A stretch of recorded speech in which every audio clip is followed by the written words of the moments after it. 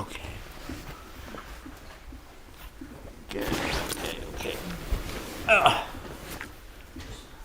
Let's see, where are we? Got it. Okay. Garland? Okay. Thank you. Okay, just 1 second.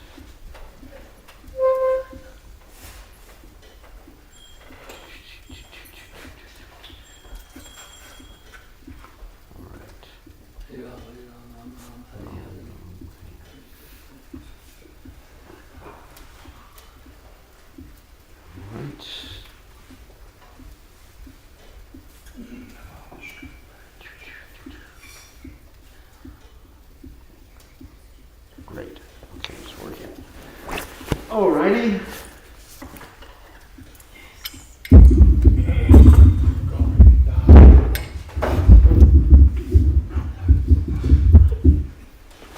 Jaya Radha Madhava Kunya Bihari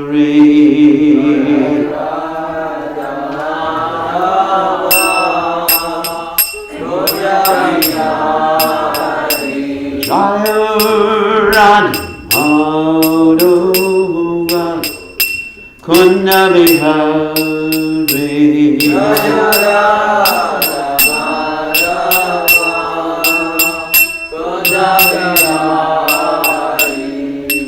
Gopijana Vallabha Hirivarura Bunde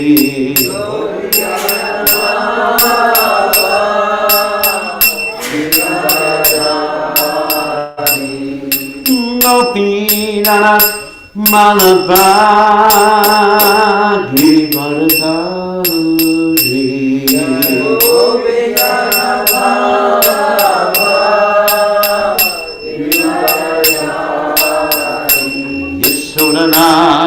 Nana Vraja Janarandana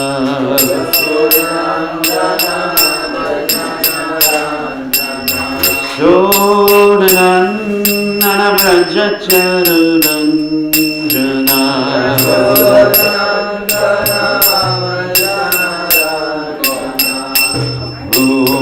Unate Ramacharde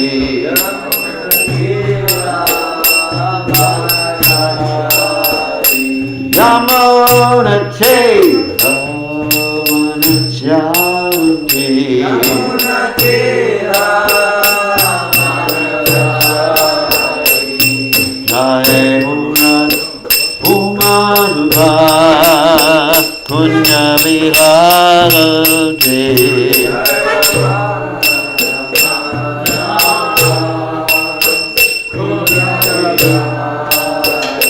Jai Radha Madhava Kunya Bihari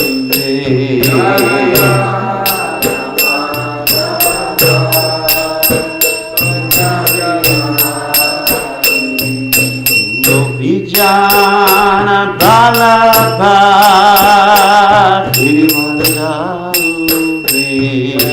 Gopijana Vallabha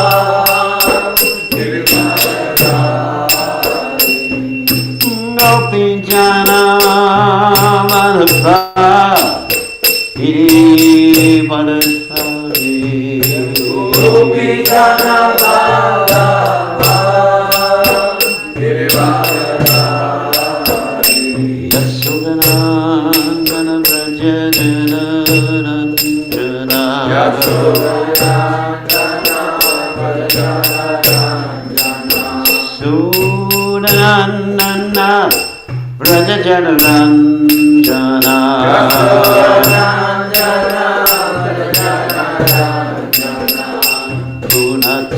Punatera Manacharure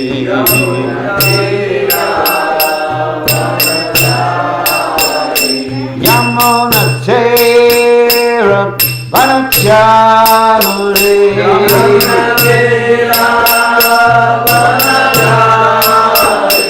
Jai Jayu Radha Vadhuva Kunya Vibhavu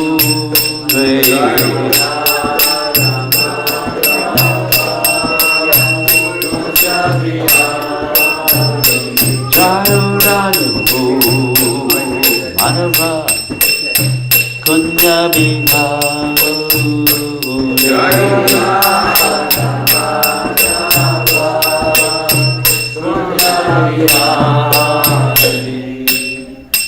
Jai Om Vishnu Pad Paramahamsa Paramacharya All Sutala Sutashi Shima.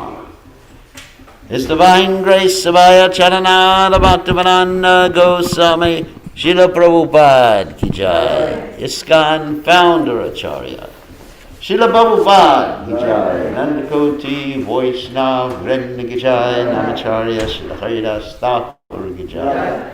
Prem Se Kaho Shri Krishna Chaitanya Prabhu Nityananda Shri Advaita Gadadha Shri Pasadi Gaur Bhakta Vrinda Ki Jai. Shri Shri Radhakrishna Gopikapada Shyam Kunda Radhakunda Giri Govardhan Ki Jai. Vrindavan Ki Jai. Mathura Ki Jai. Jagadada Sami Ki Jai. Yamunamai Ki Jai. Shrimati Tulasi Devi Ki Jai. Samavheda Bhakta Vrinda Ki Jai. Gaur Premananda Hari. All glories the assembled devotees. All glories the assembled devotees. All glories the assembled devotees.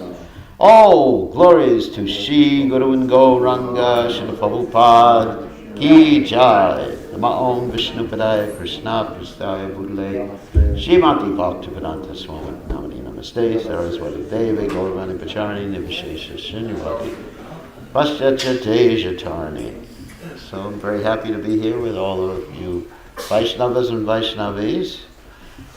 New Taliban. We're happy that you're here. Yes, great to be here again. No, we're happy that you're here. Thank you very much. At least someone's happy. So, we're reading from Srimad Bhagavatam, 3rd Canto, 13th chapter, text 26. Om Namo Bhagavate Vasudevaya. Om Namo Bhagavate Vasudevaya. Om Namo Bhagavate Vasudevaya. Tesham Satam Veda Vitana Murtir Brahmavadaryatma Gunanuvadam Vinadya Bhuyo Ya Vibhudodhyaya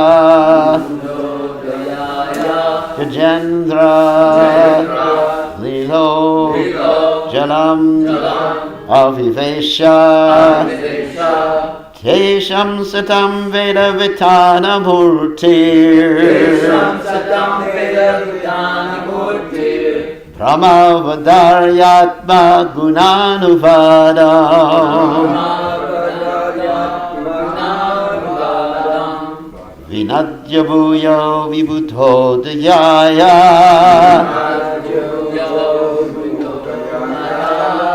Gajendra Lilo Jalamavivesha Tesham Satam Veda Vitana Murtir Brahmavadaryatma Gunanuvadam Vinadya Bhuyo Vibhudodhyaya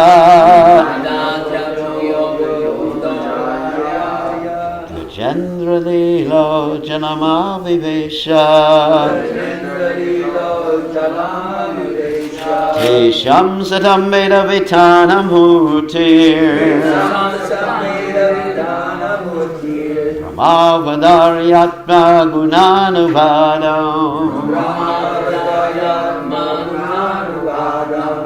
Vinajabhuyo Vibuddho Dataya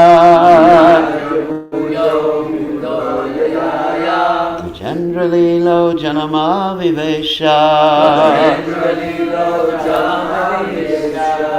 Okay. Sam satam veda vitana murti. Sam satam veda vitana murti. Brahma badayatma gunanubadam. Brahma badayatma gunanubadam. Vinajabhuyo vibuddho yaya. Vinajabhuyo vibuddho yaya. Gatyendra lilo jalamavivesha. Gatyendra lilo Jalamavivesha. Tesham satam veda vitani murtir. Tesham satam veda vitana murtir. Brahmavadayatma gunanubadam. Brahmavadayatma gunanubadam. Vinajabhuyo vibuddho dayaya. Vinajabhuyo vibuddho yaya. Gajendra lilo jalanavishesha. Gajendra lilo jalanavishesha. Tesham satam veda vitana murtir. Tesham satam veda vitana murtir. Brahma Vartyatma Gunanavadam. Brahmavadayatma gunanubadam. Vinajabhuyo Vibudayaya. Vinajabhuyo vibuddho yaya. Gajendra lilo jalamavishesha. Gajendra lilo jalamavishesha. Tesham satam veda vitana murtir. Tesham satam veda vitana murtir. Brahma vadaryatma gunanuvadam. Brahmavadayatma gunanubadam. Vinadaya bhuyo vibuddho dayaya. Vinajabhuyo vibuddho yaya. Gajendra lilo jalamavishesha. Gajendra lilo jalamavishesha. Tesham satam veda vitana murtir. Tesham satam veda vitana murtir. Brahmavadharyatma gunanuvadam. Brahmavadayatma gunanubadam. Vinajabhuyo vibuddho dayaya. Vinajabhuyo vibuddho yaya. Gajendra lilo jalamavivesha. Gajendra lilo jalamavivesha. Ladies? Tesham satam veda vitana murtir. Tesham satam veda vitana murtir. Brahmavadharyatma gunanuvadam. Brahmavadayatma gunanubadam. Vinajabhuyo vibuddho dayaya. Vinajabhuyo vibuddho yaya. Gajendra lilo jalamavivesha. Gajendra lilo jalamavivesha. Tesham satam veda vitana murtir. Tesham satam veda vitana murtir. Brahmavadharyatma gunanuvadam. Brahmavadayatma gunanubadam. Vinajabhuyo vibuddho dayaya. Vinajabhuyo vibuddho yaya. Gajendra lilo jalamavivesha. Gajendra lilo jalamavivesha. Okay. Tesham of them. Satam of the great devotees. Veda, all knowledge. Vitana Murti, the form of expansion. Brahma, Vedic sound. Avadarya, knowing it well. Atma, of himself. Guna Anuvadam, transcendental glorification. Vinajja, resounding. Bhuyaha, again. Vibhuda, of the transcendentally learned, Udayaya, for the elevation or benefit, Gajendra Leela, plain like an elephant, Jalam, the water, Avivesha, entered. Translation, plain like an elephant. He entered into the water after roaring again in reply to the Vedic prayers by the great devotees. The Lord is the object of the Vedic prayers, and thus he understood that the devotees' prayers were meant for him. So purport by His Divine Grace, A.C. Bhaktivedanta Swami Srila Prabhupada, Ki Jai. The form of the Lord in any shape is always transcendental and full of knowledge and mercy. The Lord is the destroyer of all material contamination because his form is personified Vedic knowledge. All the Vedas worship the transcendental form of the Lord. In the Vedic mantras, the devotees request the Lord to remove the glaring effulgence because it covers his real face. That is the version of the Ishopanishad, because that verse is Haranya Mena Patrena Sacham Pushpam. I forget the rest of it. But anyway, the Lord has no material form, but his form is always understood in terms of the Vedas. The Vedas are said to be the breath of the Lord, and that breath was inhaled by Brahma, the original student of the Vedas. The breathing from the nostril of Brahma caused the appearance of Lord Boar, and therefore the Boar incarnation of the Lord is the personified Vedas. The glorification of the incarnation by the sages on the higher planets consisted of factual Vedic hymns. Whenever there is glorification of the Lord, it is to be understood that Vedic mantras are being rightly vibrated.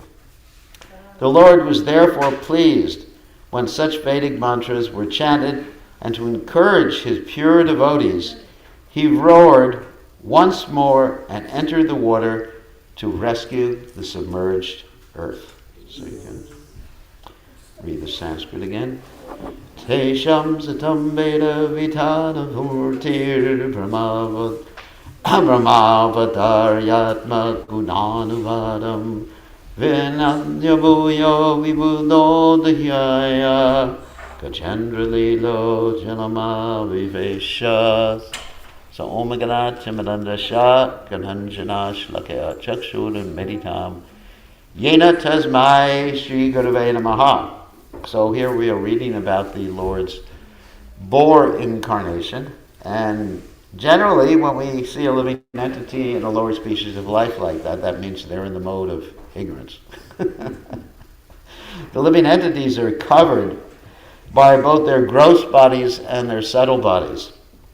And one gets a boar body because they have the consciousness of a boar. Yam yam vapi smaran bhavam yajate ante kalevaram tam tam evaiti kontiya siddhatad bhava bhavata. So in other words, whatever your consciousness is like at the time of death, that's the type of body you're going to get in the next life. It's as simple as that. So, of course, you can't switch right at the time of death and expect to go back to home, back to Godhead. It doesn't work like that. So some people argue with me about that, and they say, well, what about Ajamil? No, Ajamil didn't go back to Godhead until he actually performed austerities after he got saved by the holy names and after he got the biggest scare of his existence. So he still had to do his sadhana, he still had to cultivate devotional service, and then he went back to Godhead. He didn't go back to Godhead when the Vishnu Dutas saved him from the Yamadutas. Try to understand that. So it's a cultivation. It's not simply you pull a switch at the time of death and then that's it. You go back to Godhead even though you were the greatest rascal throughout this lifetime. So anyway, so generally if we see a boar, like you have some boars around here, right? Yes. Wild boars? Yes. They're not in the mode of goodness. They're really in ignorance. So, because the living entity is covered by the gross and subtle body. And so, this particular boar that we're talking about here, Lord Boar, is not covered by a body. He is in his original transcendental body. Ajopi Samivatma Bhutanami Saropisham Praptim Swamadishtaya Sambhavami Atmamaya. Krishna comes down in the same transcendental, not in, even the word in is actually inappropriate, as the same transcendental person, because there's no duality between the body and the person. This material world is a world of duality, so there's a difference between us and our body. Although, for all intents and purposes, we haven't understood that yet. But Krishna, there's no difference. Uh-oh. Sorry, Mara, I turned it off. Please put it on mute. So Krishna comes down in the same transcendental body. So the question is, why doesn't he look like, Krishna? He comes down in the same body, or not in, sorry, made a mistake again. Comes down, the body and soul the same. So why doesn't he look like Krishna? Why does he look like a boar? And why does he look like a fish sometimes? Why does he look like a half man, half lion? Why does he look like all the different species of life? Like Prabhupada said, Krishna appears in every single species of life. In other words, not only is there boar incarnation, there's cockroach incarnations of Krishna. You all don't like cockroaches, but one time you may see a cockroach with a peacock feather on his hair. Be careful. Don't try to extinguish him. Just like in New Orleans recently, they have a problem with these bugs that eat wood, termites. And so, anyway, so Krishna also has a termite incarnation. So why does he look different? This is quite interesting because Krishna can look any way he wants. And he's the same person, the same transcendental body. Advaita Chuta Nadi Ananta Rupam Adyam Purana Purusham Navayoganam Cha Vedeshu Durlabam Ad Durlabam Atma Bhakto Govindam Adipurusham Tamaham Bhajami. So Krishna can make himself, I wish it was his body, It's actually, it's really interesting the nomenclature we're accustomed to. But Krishna can make himself look any way he wants. And not only that, he can do it in unlimited places all simultaneously. Because we have this verse also in the Brahma Samhita. What is it? Goloka Vinivashati Aki Latmas Bhuta. That Krishna never leaves Vrindavan. So you may say, what? Krishna went to Mathura, didn't he? No, Krishna didn't leave. Krishna never went to, at least Gopal Krishna never went to Mathura. That's interesting. What do I mean by that? Krishna's expansion went to Mathura. Vasudeva Krishna. And to Dwarka. And even when Krishna kills the demons in Vrindavan, he does that as Vasudeva Krishna, his expansion. But when we talk about expansion, it's not that expansion is a different person than Krishna, which is really interesting. It's just Krishna acting in a different situation, as Prabhupada gives the example many times, that when a man goes to the office, he's addressed in a certain fashion, dresses in a certain fashion, and when he comes home, he interacts in a different way. So Krishna is the person who can be at the office and at home simultaneously.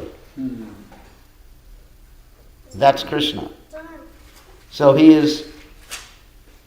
Anyway, so there's no difference between Lord Boar and Krishna in Vrindavan and Krishna in Dwarka and all these other various expansions or incarnations or whatever you call it, the Supreme Personality of Godhead.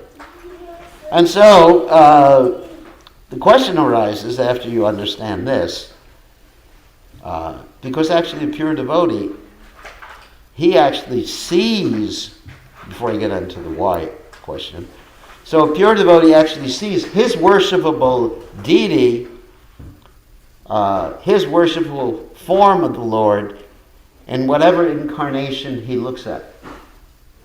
In other words, a pure devotee of Krishna Vrindavan will look at Lord Bor. Hopefully we're able to see Lord Bor. Anyway, so he'll hear about Lord Bor, and he will think, oh, isn't this nice? Krishna's doing this. He'll see the fish incarnation, and he'll think, oh, Krishna's so cool. Look what he's doing.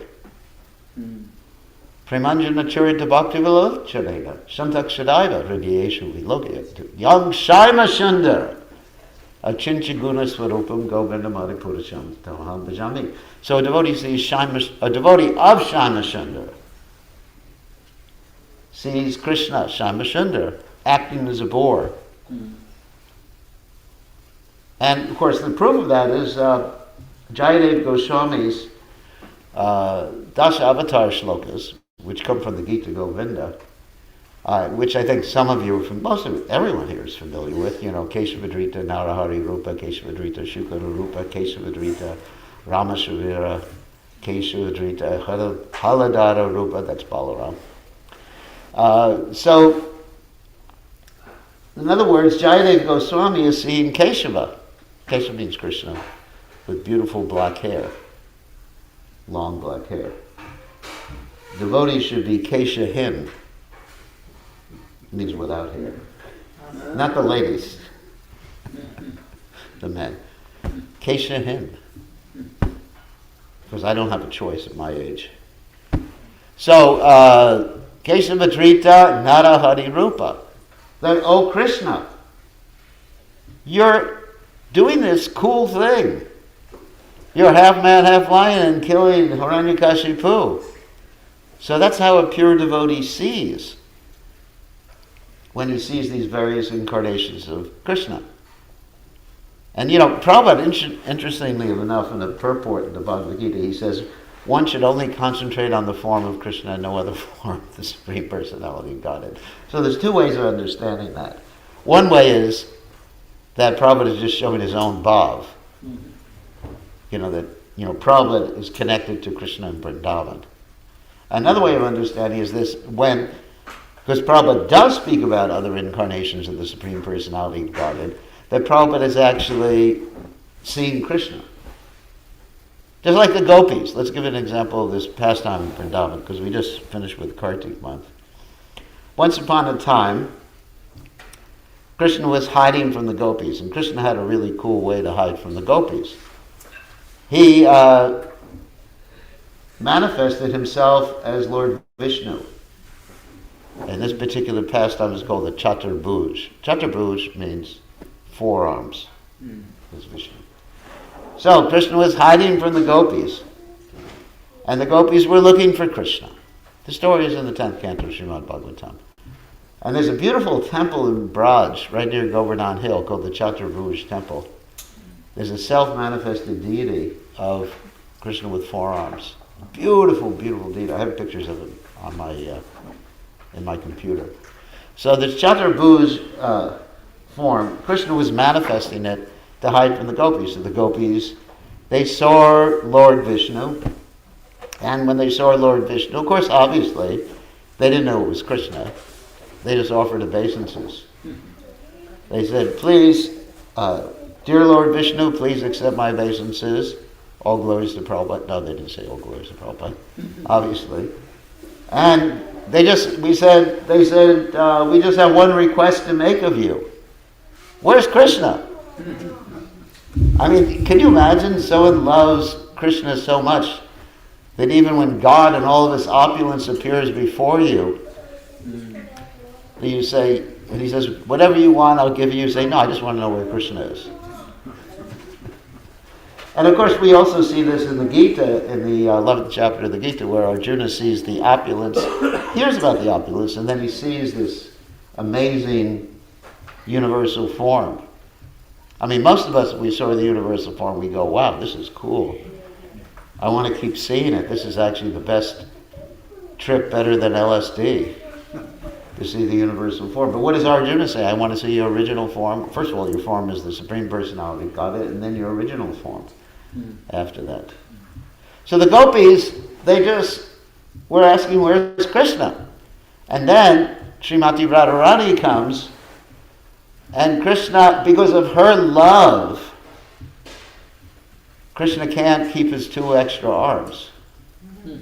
He keeps trying his best. Here's God. He's the supreme controller. Obviously, he can do anything he wants. He's Aptakama. Aptakama means he gets whatever he wants. Swarad, he's independent. Who's going to stop him from manifesting 2 extra arms, or 10 extra arms, or 100 extra arms? But Radharani can stop him. So the 2 extra arms disappear, then they appear, and they just flash in and out. You understand? Because Radharani has so much love for Krishna. So she is seeing Lord Vishnu, but Lord Vishnu, Krishna can't hide in that form from Radharani because of her love. And you see the same thing with Srila Prabhupada, because Srila Prabhupada is dedicated to Krishna Vrindavan, that when he talks about other incarnations, he's seen Krishna, as Jayadev Goswami also saw Krishna.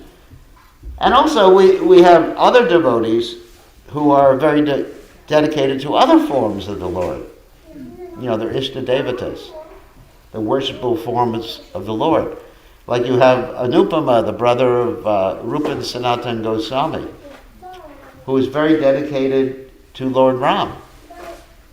And so he would see, whenever he'd see Krishna, he would see Ram. And even when his brothers Rupa and Sanatan tried to just force him to chant Hare Krishna, and not Sitaram, Sitaram, Raghupati Raghava, Rajaram, Patita Pavana, Sitaram, he just couldn't do it. Same thing with Murari Gupta, who is an incarnation of Hanuman. And then you have that famous story in the Brihad Bhagavatamrita, where Krishna in Dwarka, he wanted to see Hanuman, and Hanuman refused to come. That story? He sent Garuda, please bring Hanuman to see me. And Garuda said, no, I only follow the orders of Lord Ram. Of course, he knew Krishna and Ram were the same, but he wanted to interact with Lord Ram. And so then Krishna, he made himself look, he is Lord Ram. It's not simply he made himself look like Lord Ram, but he is Lord Ram simultaneously.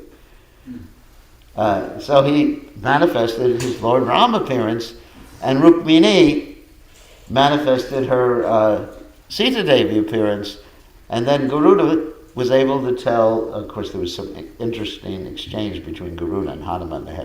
Hanuman basically taught him a lesson, but that's not part of the story. So then Garuda told Hanuman, and Hanuman flew immediately back, and he saw Lord Ram in Dwarka. So the devotee is attached to his specific form, Ishtadeva, the form he's worship. And even when one's in Vrindavan and one's worshipping Krishna Nandanandana, then one is attached to one specific mood of devotion, and that's one's perfection. It's not lesser. In the material world, something's better, something's worse. And in the spiritual world, we don't say, the gopis are the highest, obviously, but we don't say that everybody else is worse than the gopis. That would be an offense. So, anyway, so this is how a devotee sees. So a devotee of Krishna, we're looking at Lord Bor, or hearing about him, and we're seeing Krishna doing these amazing things. Now, why? No, the second part is, why does Krishna do these things? And why doesn't Krishna just stay in Vrindavan and enjoy himself? He has his girlfriends there, he has his mother, his father. He does stay in Vrindavan. He never leaves, actually. Even though he's not manifest. That's another point. That when Krishna apparently leaves Vrindavan to go to Dwarka, he still remains in Vrindavan. But he just can't be seen. But he's manifest also in terms of the mood of Vipralamba, the mood of separation. So he's still there, he's still manifest. Prabhupada said you could feel Krishna's presence when you go to Vrindavan. You don't see him. It's not like the story in the Chaitanya Charitamrita where when Lord Chaitanya was visiting Vrindavan, everyone was thinking that they were seeing Krishna. And even Lord Chaitanya's servant, Balabhadra Bhattacharya, not the one in Atlanta, but Lord Chaitanya's servant wanted to go see Krishna dancing on the Kaliya serpents' heads in the Yamuna. And then Lord Chaitanya Mahaprabhu just slapped him. He said, "You foolish! You think Krishna's going to appear before your eyes in Kali Yuga?" Then later on it was revealed that Krishna who was dancing on the Kaliya serpent was simply a fisherman trying to attract fish with his lantern in the middle of the night. But Krishna is there. He just aprakata. That means he cannot be seen. He's not manifest. But Prabhupada said you can feel his presence. So he stays in Vrindavan. Krishna never leaves Vrindavan. But he stays in his unmanifest form, and you can feel his presence, and you can feel separation, and you can be connected to Krishna in that particular way. So anyway, so why does Krishna do these other things? Like go to Dwarka, go to Mathura, become a lord, not become, but manifest himself. I'm very careful about my language. Manifest himself as a boar, manifest himself as a half man, half lion. And the answer is that Krishna likes to taste different rasas. Krishna's name, another name of Krishna is Rasaraj. Rasaraj means he's the king of rasas. What do we mean rasa? Rasa doesn't mean relationship. It means a taste.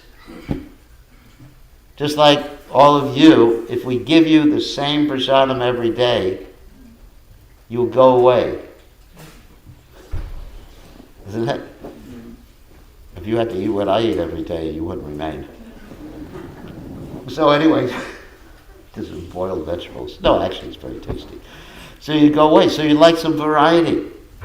Just like when I was young, my parents would say, what restaurant are we going to tonight? Oh, Chinese prasadam. Of course my parents didn't say prasadam.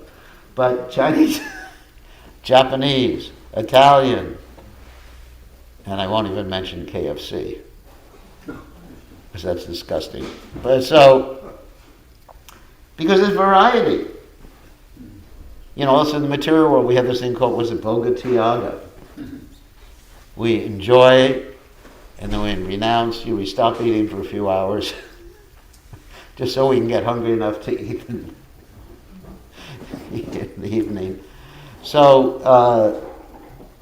anyway, so the variety, Prabhupada said, is the mother of enjoyment. I mean, we all need variety in our lives. And of course, as devotees, you may say, what is the variety? We wake up early every morning, just like that song. What's that song? 16 rounds, what do I get? Another day older and deeper in debt. Yamaraj, don't call me because I can't come. You know that song? That's an old spiritual song. So like in Krishna consciousness, we have, you're thinking, the same thing every day, the same Mangalarti, the same Krishna, the same, temple president. We need to change. Prabhupada said that's our disease, actually changing. So where's the variety? Well, the variety is internal. In the ras, we can taste. That's how we become detached from the material world, by tasting spiritual ras. Rasavarjam. Right? You know the verse? Rasavarjam param drishtani vartate. Rasavarjam, a higher taste. Same thing, we're different rasas. So every day we're hearing something different about Krishna. Every day we see the deities, they're dressed differently. Every day we enter in a different mood when we're chanting. We're praying to Krishna. So life is full of ras. So Krishna loves that different varieties of ras. And we're not just talking about the 5 rasas. Obviously these are the basic rasas. Jishanta, Dasha, Sakya, Vatsaya, Madhurya. But these 7 indirect rasas. Krishna likes ghastliness. Can you imagine that? That's one of the indirect rasas. So do kids. So do kids. You know, ghastliness, like when we were young, we'd go to these horror movies, you know, really ghastly, like King Kong or, what else? What other movies were there? Oh, Godzilla, all the Japanese movies. Chainsaw Killer. Oh no, I never watched that. That's from the South, you love that stuff. Freddy Krueger. I never would watch that. I was chanting Hare Krishna. So, but you know, there's some like of this sort of ghastliness. And when Krishna gets ghastly, it's really ghastly. You got heads floating down in a river. I mean, there's no movie that's so gross like that. You got Parashuram. He created lakes of blood. That's pretty interesting. Lakes of blood. I mean, Krishna's really ghastly. I mean, he loves it. And then sometimes, and of course, Krishna likes humor too. That's another one. Humor. Like there's stories, even in Vrindavan. I mean, of course, Vrindavan, you can have some of these rasas. You can't have ghastliness in Braj, in the spiritual world. It just doesn't fit in. And some rasas are compatible with other rasas, and I'm not going to get into that whole detail right now, those details right now. But Krishna likes humor. You know, if you read the books of the Acharyas, you see that Krishna makes so many plays on words. He says one thing, double entendre, and it means something different, and they're taking it in a third way, and Krishna's just like teasing that H-E-C-K, sorry. Out of the devotees, they're just like getting frustrated with him. He's just like teasing. Krishna's a teaser. Krishna likes anger. You know, all these different indirect rasas. It's so called chivalry. And so Krishna's enjoying this. And so as Lord Boar, you can see all these different things. You know, his ghastliness, you know, he kills Hiranyaksha. There's chivalry, he's saving the earth planet, he's also incidentally impregnating the earth planet at the same time. Angani, Yasha, Sakalen, Driyadri, Timanti, Pashanti, Panti, Kalyanti, Chiram, Chiganti. Anyway, and then he has a little kid by the earth planet who he later on kills. That kid, of course, is Boma, who becomes Bomasura. So he's just enjoying himself. Because Krishna is like a kid. He is a kid. You know, like yesterday we were talking about Balakrishna, how Vallabhacharya and his sampradaya, the Vishnu Swami sampradaya, they worship Krishna as Balakrishna. And actually, it's interesting, in their sampradaya, we were talking about this last night in my online class, in their sampradaya, when they had the deities, they put toys on the altar. That little train sets and swings and everything like that. It's really a cool way to worship Krishna. I mean, we don't do that here. I'm not suggesting that. I'd want to come here tomorrow morning and find a computer on the altar for Krishna, video games for him to play with. But you know, that's the understanding. Krishna's just like, he's young. He never gets old. Never yovanam cha. So he has, what does that mean? That he has this youthful propensity to enjoy and be tricky and get angry and cause babies to cry sometimes, you know, pinching them. He's a kid. He's not an adult. Right?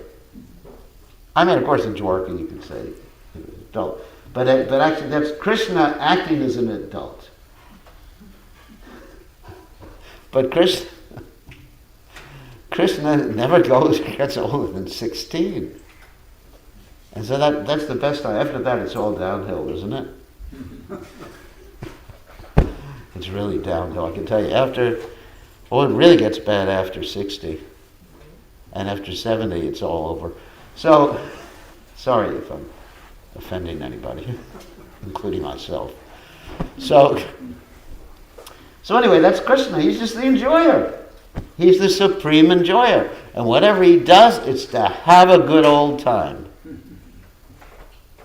And of course, Parichanaya Sadhanam Vinashaya Jadushkatam. He comes to establish religious principles, protect the devotees, etc., and annihilate those bad guys. But really, that can be done by anyone, Prabhupada said. It can be done by any of Krishna's energies. Krishna's independence energies can kill billions and trillions and quadrillions of demons. Just like we were just talking the other day about the Tulsi Shalagram Vivaha story. The Shankachuda. Sudan. Krishna didn't have to come down to do all that stuff. But he's so tricky. Can you imagine? You tell people in Christianity that God comes down to violate his devotees' chastity?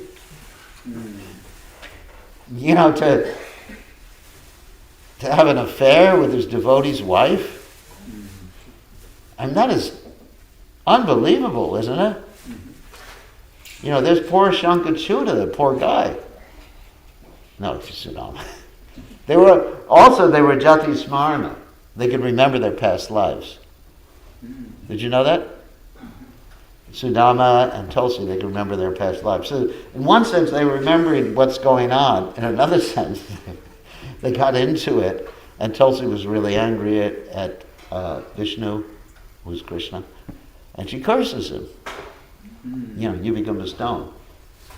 But imagine, God is so playful, he arranges a pastime where he tricks his devotee and takes on the form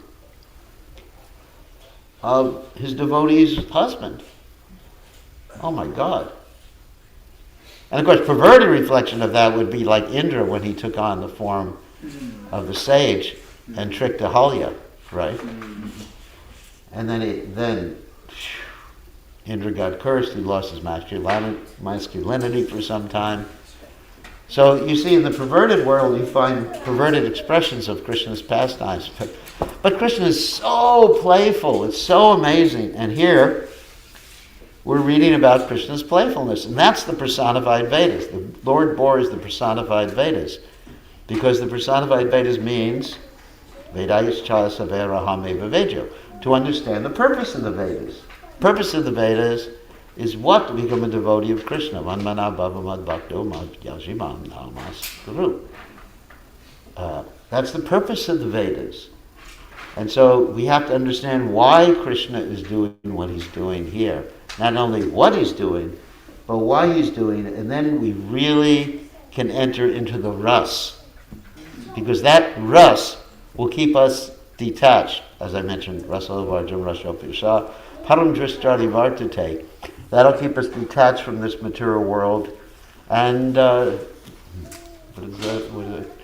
Vasudevi Bhagavati Bhakti Yoga Prayojita Janayati Yasu Vairagam Yanam Chayada Haitukam. Then we'll get this causeless detachment from this material world. And that's Krishna consciousness. So, anybody have any questions? Or comments or arguments? And it's hard to see everybody because you all have effulgences behind you, so I may not be able to see who it is. I can see hands, but I can't see faces. Yes, Mr. President. So the personification of the Vedas is the self-realized devotee who has realized these rasas and... Well, the personification of the Vedas is Lord Bore. That's described by Prabhupada in the purport in the Acharyas, but to understand how Lord Bore, or the understanding of Bhakti Yoga is that's the goal of the Vedas.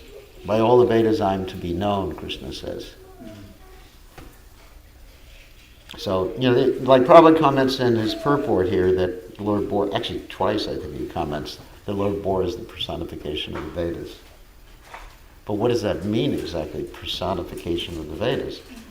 Doesn't he explain it that the Vedic sound entered Brahma's ears? Yes. It came out of his mouth, and Lord Bore came out of his nostrils. Yes. It comes out as personified Vedas. Yes. Yes. The Vedas originally it was just one word. And then the expansion. And it's interesting, let's talk about the Vedas. Veda means knowledge, basically. Originally there was one Veda, then Vyasadeva divided into four, because that's what the word Vyasa means. Vyasa means divide. There's two words, samasa and Vyasa. Vyasa means divide into four, and then after that you got the Upanishads. Then you have the Vedanta Sutra. The Upanishads are actually the spiritual commentary, basically, on the original Vedas, because the original Vedas, as described by Krishna himself in the Gita, Trigunya Vishaya Veda Nish Trigunya Vivarjana, they're actually mainly dealing with three modes of nature. Like if you go to the Rig Veda, most of the hymns are actually to Lord Indra. You can get really confused reading the Rig Veda. And but also in the Rig Veda there's this verse, Om Tad Vishnu Paramam Pada Pashanti Yat Suryaha. All the demigods are looking to Vishnu. So anyway, so in order to understand the Vedas, then you have the Upanishads, and then the commentary on the Upanishads is the Vedanta Sutra. So if you read the verses in the Vedanta Sutra, you can correlate the verses in the Vedanta Sutra to certain verses in the Upanishads. And then, of course, the commentary on the Vedanta Sutra for us is the Srimad Bhagavatam. And the other acharyas, like Ramanujacharya, they have other commentaries like the Shrivasha. And we have another one, of course, called the Govinda Bhasha, that has been spoken by the deity Govinda to Baladev Vijabhushan. So that's commentary on and then also, then of course, then we have the Bhagavatam, and then also the Itihasas. That means the histories, like the Mahabharata and the Ramayana, and then Purana, the Puranas. So that's what Veda. But really the word Veda means knowledge, and Vedanta means the conclusion of knowledge. So Krishna is the conclusion of knowledge. Or understanding Krishna means to understand not only that he is God, but also to understand why he does what he does, and which is enjoyment. So like we find in the Bhagavad Gita, what is it? That janma karma chami divyam. Evam yo veti tatvataha chaktva deham purna janma. Naiti mam eti sojana. One who understands the transcendental nature of my appearance and activities does not take birth again in this material world. So really to understand, it's important to understand how Krishna's activities are transcendental, that he's there in his original, be careful my nomenclature. Krishna appears as he is, and non-different from his original transcendental body. And that's one point, that's the ontology. And then also teleology, which means to understand the purpose of it, to enjoy it. So really to understand Krishna means to understand from every angle of vision. And of course you cannot understand Krishna 100%, but basically you can understand Yasmin Vigyate Sarvameva Vigyatam Bhavati. One who understands these things understands everything. That's why it says a pure devotee understands everything. He may not know the details, like if you go up to Prabhupada and say, can you fix my car? Of course you wouldn't ask Prabhupada that, but anyway, what's wrong with my computer? It's not that a pure devotee would know how to fix your computer, or would be better than the GPS for arriving at your destination. What do I need a GPS for? I got a pure devotee in the car with me. No, really, because if you know Krishna, you know everything because you know the purpose of everything. It's like to take your car and drive to New Orleans. You don't have to know how it functions, you just have to know how to put the key in it. And you have to know you go forward. a few little simple things. But to know exactly how the car is functioning, or just like we're using our body is infinitely complex. Each and every cell of our body has 9 billion parts to it. Can you imagine that? 9 billion separate parts to the cell. So how can we possibly know how everything is working? Like the scientists, they try their best to try to figure out how everything is working. You know, this wastes so much time.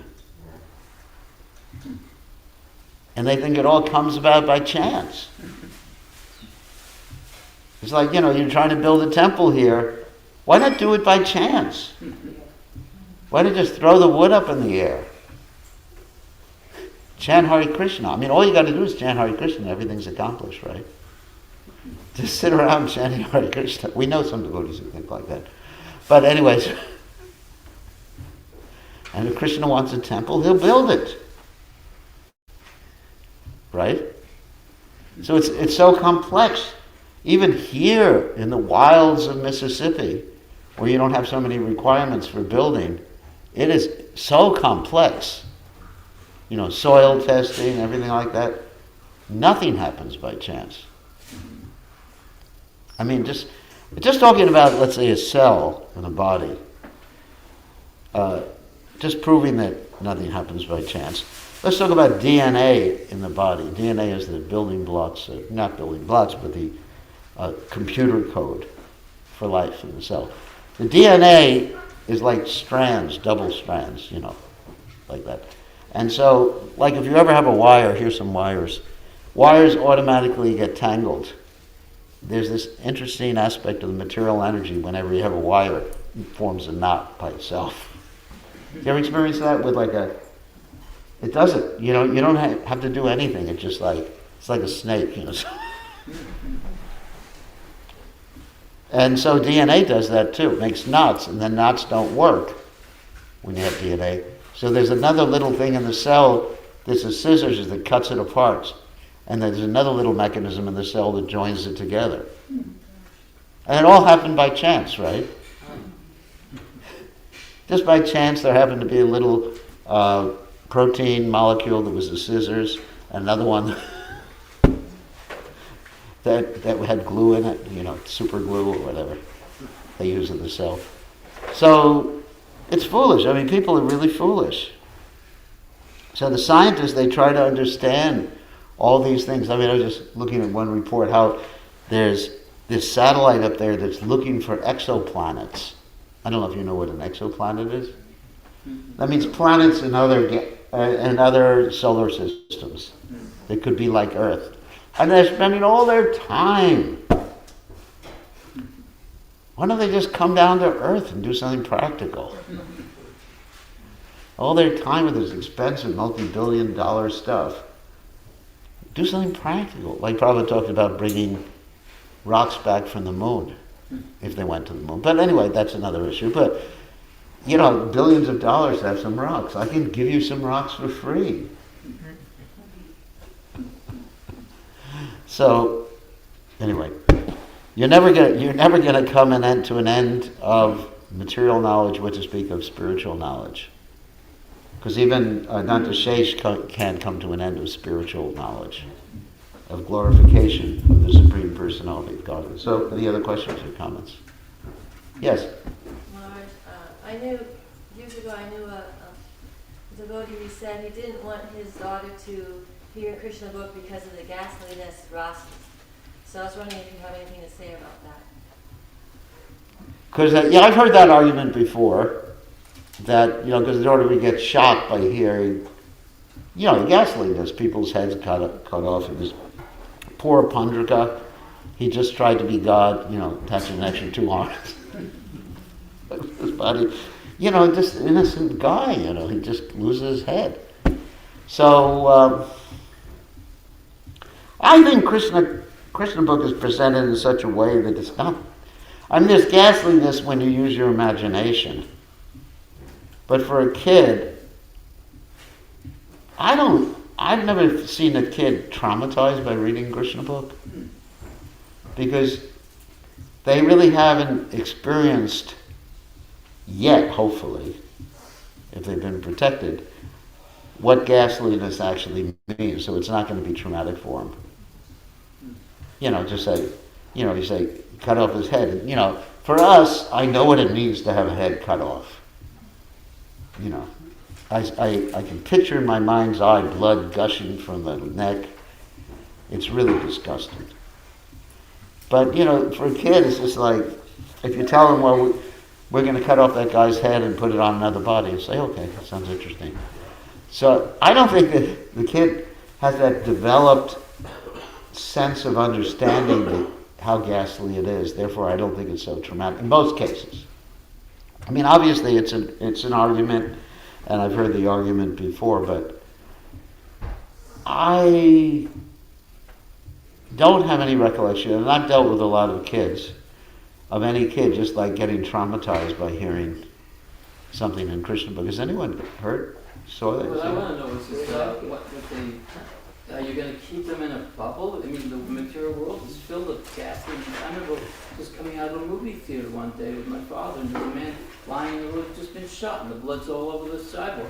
How can you protect me from seeing that ghastly scene? Yeah, that's true. That's true. I mean, there's this whole idea to protect the kids. So I think if we protect them too much, they won't know what reality is when they finally get out of the house. Protect them like Lord Buddha. Yeah, I was thinking the same thing. Yeah, that's true. Actually, that's a good example. Lord Buddha was protected from birth, death, disease, and old age, and then finally when he sees it, he didn't even understand what it was. And he said, "What are you? I'm an old man. How did you get that way?"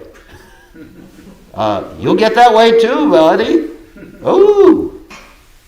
Like that. So, I mean, of course, we don't want to gross the kids out at the same time. But, I think Krishna book exposes the kids in such a way that it's not really traumatic. I mean, I wouldn't want to expose the kids to, you mentioned someone named Freddy Krueger. I think that's above and beyond what we should do. Yes. I've heard of the same controversy concerning fairy tales. Yeah. And what they say is children actually get reassured when the bad guy gets killed. Yes, that's good. Freddy Krueger didn't get killed. He was, Yeah, right. Yeah, so the fairy tales are kind of nice because they actually give you some role models. Like, who was that who kissed the frog and became a prince or something? Anyway. Snow White? That wasn't Snow White. No. It was someone else. Sleeping Beauty. So, I think, fairy tales. I mean, I actually use the fairy tales sometimes when I'm preaching. Just like that story of Scheherazade. Anyone's heard that story? yeah. 1001 Arabian Nights, where this lady was able to tell stories so much that she avoided getting killed. So, I heard all these fairy tales when I was young and I never got traumatized. Bad guy dies. What's that? Bad guy gets killed. Yeah, the bad guy gets killed. The good guy wins. The hero who goes through trials and trials. This is a typical story. It's called, I forget what the title is. It's like the voyage of the hero or something. The hero's journey. The hero's journey. That's what it's called. And, it's a typical story. The hero gets challenged. The hero has to go through so many difficulties, and ultimately he wins. And that really assures the children. Like you hear about Prabhupada going through so many trials, Prabhupada getting gored by a bull. That's actually ghastly. And then he ultimately conquers and wins. And even some mundane story like, what is that, Star Wars, where there's so much, but the good guy wins at the end. And that's actually real life, because ultimately the mode of goodness conquers over all the other modes. That's why when Krishna is accused of being partial, it's not that Krishna is partial in the material world, the good guys win. The demons actually the Bhagavatam, they accuse Krishna of being partial, the demons. Mm-hmm. And the story, the moral of the story is that Krishna is not partial because he set up the material world. So goodness always conquers over the other modes, ultimately. Yeah, but the lower modes also have their time. Yeah. Yeah, it's a balance. You know, if you get into Star Wars, it's the dark side of the Force and the good side. The Kams are like children. They become traumatized. But that's that. I hate to be so callous, but that's their karma. Don't repeat what I just said, because that appears very callous. But that's their karma. But ultimately, that's their if you go back to teleology, what's the purpose of it all? So they'll ultimately learn their lesson in life after life. Ultimately, they'll come to the right understanding. The purpose of punishment is not retribution, but restoration. The purpose of the karmic punishment is not to make you suffer, but to actually ultimately bring you to the proper understanding. Krishna doesn't punish just because he likes to see people suffer. Just like a good parent doesn't punish because she wants to see her kid suffer. She punishes because she wants her kid to get better. Right? Like I remember when I used to run across the street and there were cars coming, my mother slapped me. Because she was worried that I'd get run over by a car. So when Krishna slaps you because you do some nonsense, or Yamaraj slaps you, then it's for your own good. Even though, what's it called? Tough love. Sometimes tough love is required. All right, any other questions? Quick questions or comments or arguments or problems? No? Okay, yes. About the personified Vedas, there's a chapter in the 10th canto. Yeah. Where the personified Vedas are singing before the creation to wake up Mahavishnu. Yeah. And they're singing about their ultimate purpose, their own ultimate purpose, which is to awaken devotion. Yeah, to awaken devotion. The ultimate point of the Vedas is to know Krishna. But to know Krishna means devotion. Because Krishna says what? Bhakti mam. Anyone know that verse? Bhakti mam avijanati yapanyas chasmi tatvata. I can only be known by bhakti. Okay, we better end. Everyone is heading to breakfast. Your disciple on your PayPal account. My disciple, which one? My son. What? My son. Oh, your son. He's a rich man now. You don't want his money? He wants to support you. I don't know you. Everyone should welcome Mother Shamalanta